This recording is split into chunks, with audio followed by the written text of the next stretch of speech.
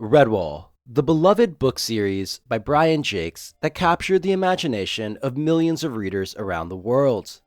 For over 30 years, Jake's stories of heroic woodland creatures battling evil foes have been cherished by fans of all ages.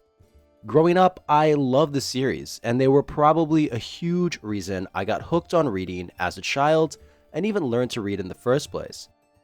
Who doesn't get excited about an army of militant hares led by a gigantic armor-clad badger lord defending their ancient mountain fortress from an evil horde of vermin?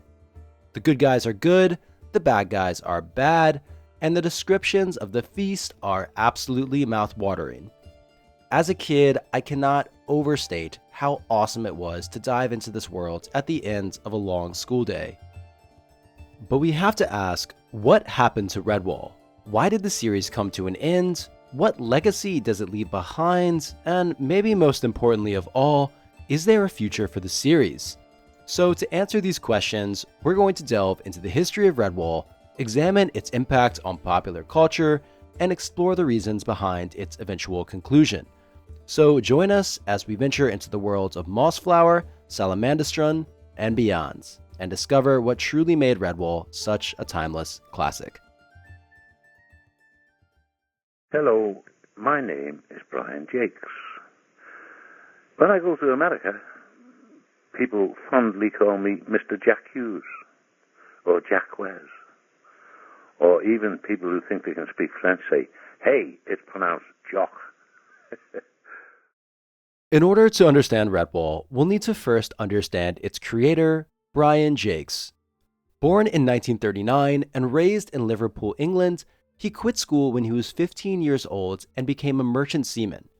Afterward, he held a number of different odd jobs, including a truck driver, dock worker, policeman, and even a stand-up comic.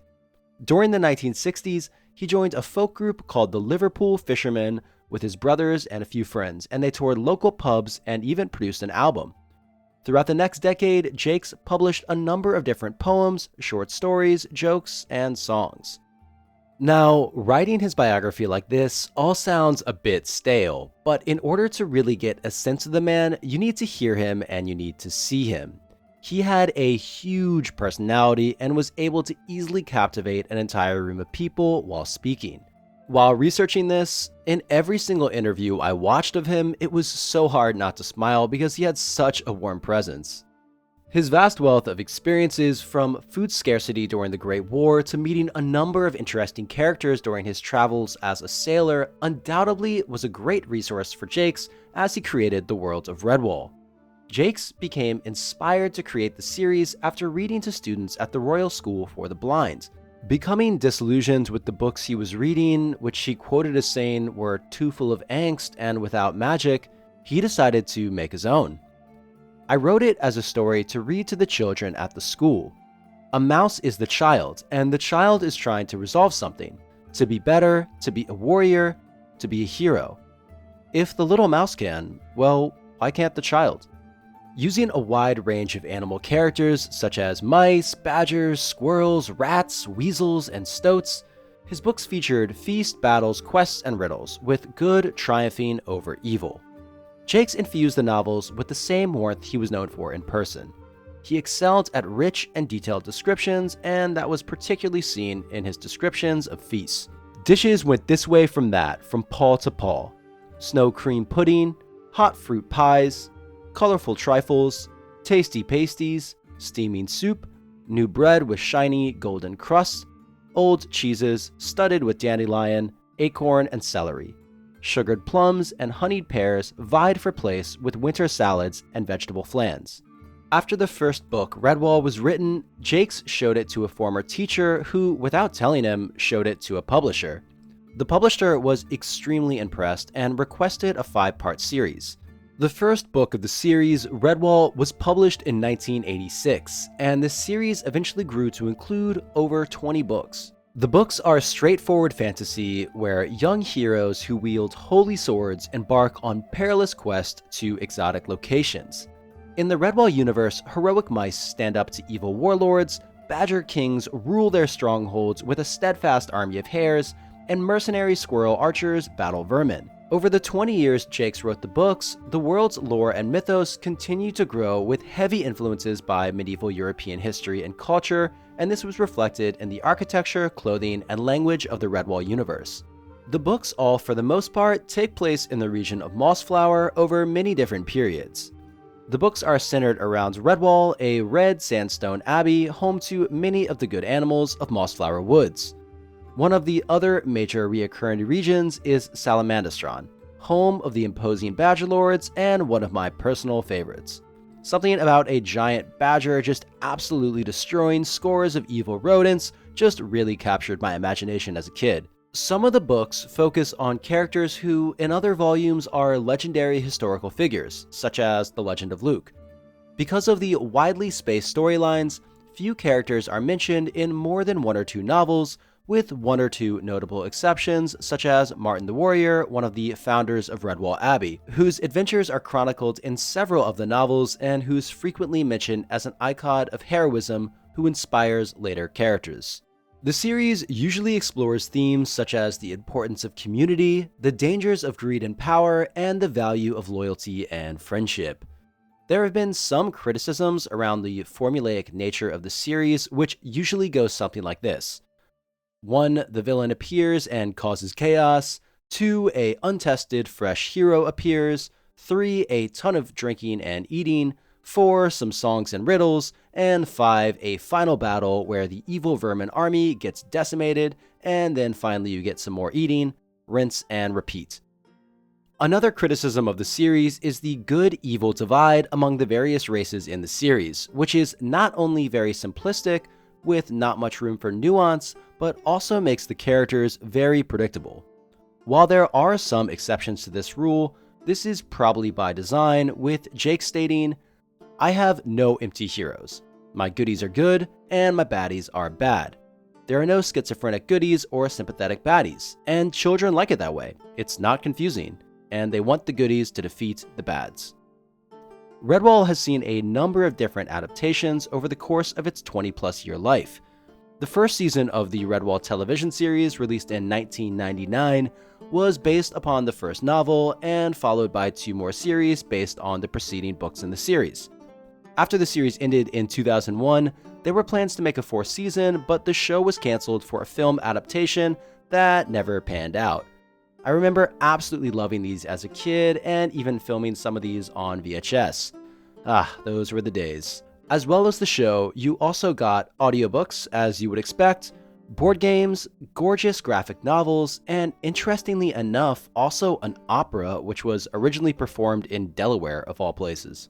Over the last decade, the future of the Redwall series is a bit uncertain, with the legend himself, Brian Jakes, passing away in 2011. To this day, the final book in the series, The Rogue Crew, was released after his death. While there have been rumored talks of continuing the series by other authors, as of now there have been no official announcements about new Redwall books being published. However, the existing books in the series continue to have a devoted fan base and are still being widely read and enjoyed. In 2012, the Miller brothers obtained the rights to make a Redwall film and announced plans for a video game. The Lost Legends of Redwall was released in 2018 on Steam. This was the first officially licensed video games to be based on the Redwall book series since its introduction in 1986. So technically, and according to the Steam page, this is the first official Redwall story since 2011, and set 6 months before the events of the first Redwall novel. The game is apparently still in development, with more acts being planned for the future. The series has had a surprisingly large legacy which continues to influence new media in the genre, with other series such as the Mouseguard comics by David Peterson continuing with similar settings. Also with RPGs such as Wanderhome, which again built off the foundation Jakes created of a medieval setting populated with humanoid woodland creatures. Now, the elephant in this room is that Netflix purchased the rights to the entire series in 2018. As an aside, I believe this was the first time ever that an entire series has been bought like this. Despite this major purchase, the Netflix adaptation is largely seemingly in limbo. Netflix had announced Patrick McHale, creator of Cartoon Network's Over the Garden Wall, was on board to write a feature film. That film would have been based on Jake's first book in the series, Redwall, and would have been the first feature film made of Jake's work. Netflix was also reportedly developing a series based on the character of Martin the Warrior. However, in late 2022, Patrick McHale stated he was no longer working on Redwall, stating, "I wrote a script for the movie and did a lot of beautiful development art with different artists. And then I think with all the changes at Netflix that happened, there's uncertainty about what's going on with it. Currently, I'm not on Redwall." Now, this is obviously a blow to fans, but on the bright side, he did go on to give us some hope. "I think they're still planning on making something," he says, "but it might be on the TV side. And I don't know what my involvement will be at this point. If the script or the design work will be used in any way, I'm still hoping that it'll get made someday. As a fan, I can't wait to see it. Maybe I can be involved too, but it's uncertain right now." Now, my personal opinion is that we are very likely to see some type of Netflix Redwall adaptation at some point. The IP is just too large to not do anything with, and plus you don't buy literally an entire series to just sit on it. But of course, only time will tell. So in 2023, where does that leave us? The future of the series is actually looking pretty promising, with shows and games very likely to continue to release. Overall, for more than 3 decades, Brian Jake's Redwall series has been an absolute sensation, capturing the hearts and imaginations of readers all over the world.